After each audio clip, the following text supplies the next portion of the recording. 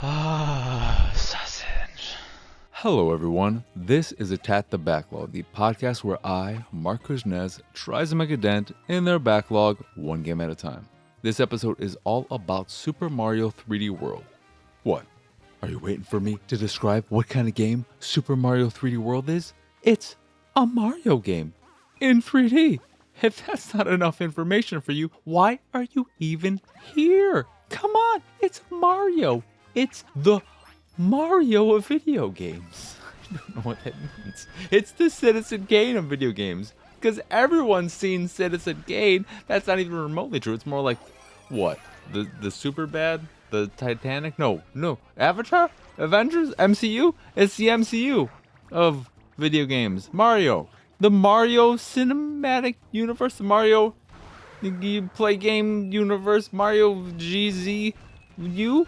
Okay, I don't know where I'm going with this, but it's because I don't actually have that much to say about this game, and this entire episode is not going to make any sense. Honestly, it's not.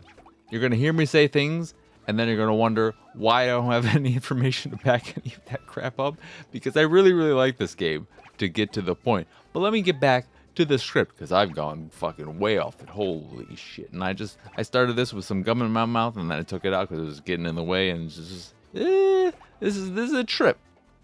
This is a trip.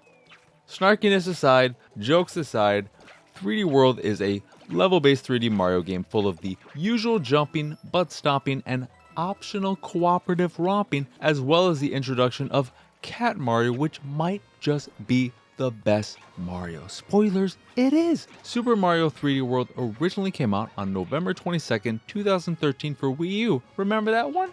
Remember that? That system? It's a good system. It was just, poorly promoted and talked about and named and so many things, but it wasn't a bad system.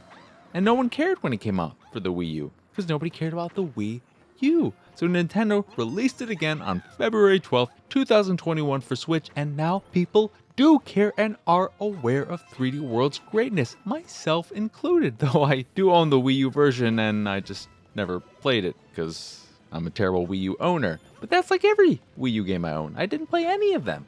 None of them. I played a bit of Wind Waker and that's it. The Switch version also shipped with Bowser's Fury, a new, smaller game featuring an open world and kaiju-like battles between Big Boy Bowser and Mega Mario Man. But I didn't play that because I just wanted to focus on the main game, which I missed out on the Wii U. And that's in part why this episode's going to be a bit shorter, because that whole other game, the new game, is something I have yet to try out.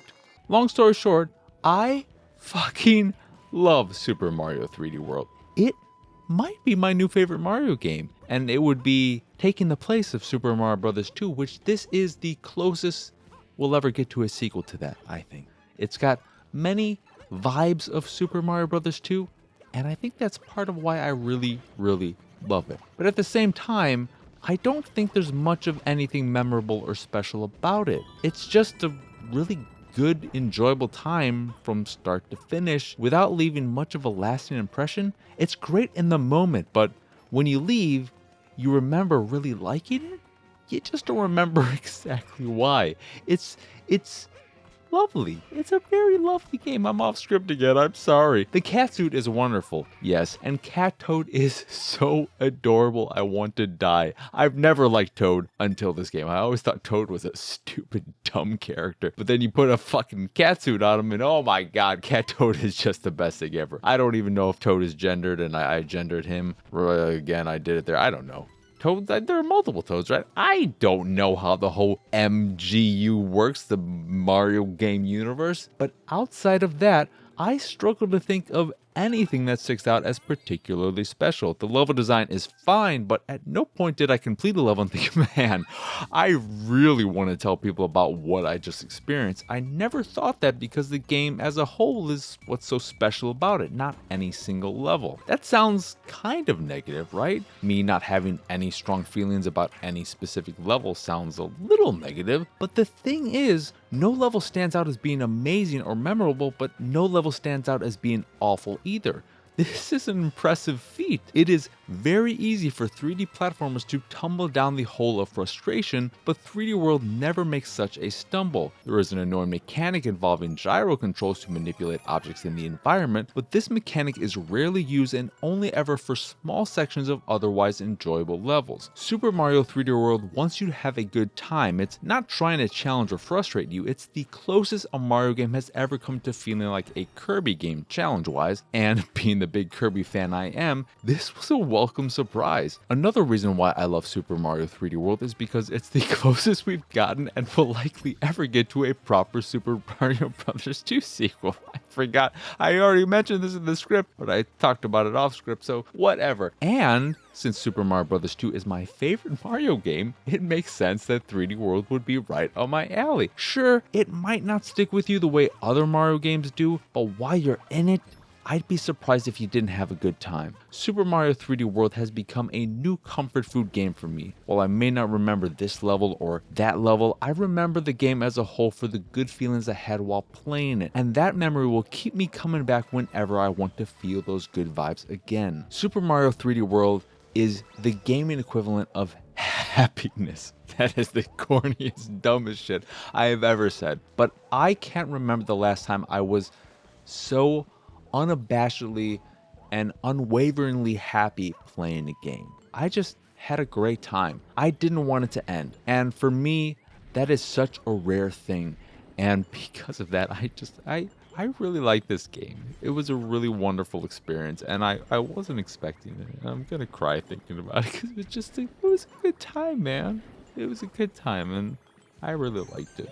Anyway, that will do it for this episode of Attack the Backlog. Once again, I am Marc. Y'all can find me on Twitter and pretty much everywhere at PXSausage. I seriously almost started crying there. I'm a big baby, and you can follow that baby on the Twitters at PXSausage like I just said. You can also watch me streaming games like Super Mario 3D World, and because you missed this, if you're watching this episode and didn't see me already streaming it, you'll be able to see me when I eventually get around to Bowser's Fury. So get excited for that, everyone. But you can do that over at twitch.tv/PXSausage. If you'd like to see the videos I make, like the one for this here episode of Attack the Backlog, you can do that over at youtube.com/Pixelated Sausage. Speaking of Pixelated Sausage, put a little dot in a comma after that, and you've got my website, pixelatedsausage.com, where you can find this podcast and the Pixelated Sausage podcast, both of which are available on podcast services across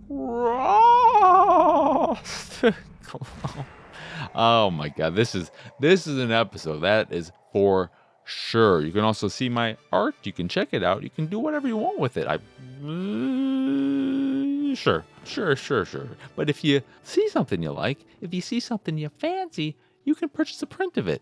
You can purchase a print of the piece you fancy. And if you fancy the site in general, and anything that we do, I don't know how you could with this kind of crap that I'm throwing out there. But if you do, you can go over to patreon.com/PXS and support us that way. As always, thank you for watching or listening. I hope you enjoyed this here episode, and I hope you have a wonderful, wonderful rest of your day. The kind of day you would have if you played Super Mario 3D World. Bye!